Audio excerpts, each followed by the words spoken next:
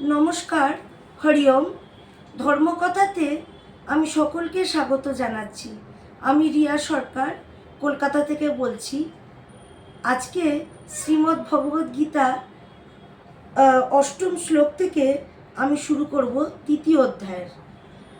আশা করছি আপনারা সকলে খুবই ভালো আছেন এবং সুস্থ আছেন। তাহলে আজকের এপিসোডটা শুরু করি।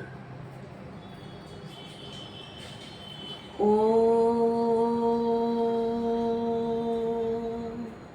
শ্রী পরমাত্মনে নমঃ।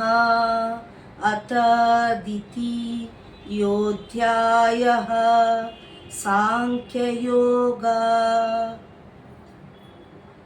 न हि प्रपश्यामि ममापनुद्यात् यच्छोकमुच्छोषणमिन्द्रियाणाम् अवाप्य भूमाव सपत्नमिद्धं राज्यं सुराणामपि चाधिपत्यम्।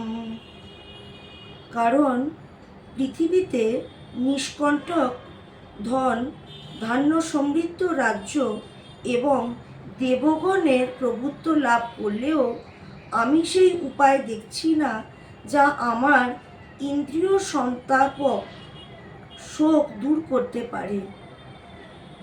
সঞ্জয় উবাচ এবমুক্ত্বা ঋষিকেশং গুডাকেশ পরন্তপ ন যোৎস্য ইতি গোবিন্দম উক্ত্বা তূষ্ণীং বভূবঃ। সঞ্জয় বললেন, হে রাজন, নিদ্রাজয়ী অর্জুন অন্তর্যামী শ্রীকৃষ্ণকে এই রূপে আমি যুদ্ধ করব না, এই কথা স্পষ্টভাবে বলে নীরব হলেন। তাহলে আজকের মতন এখানেই শেষ করছি। আবার আমি নতুন এপিসোডে ধর্মকথায় আপনাদের সামনে নিয়ে আসব। ধন্যবাদ। হরি ওম।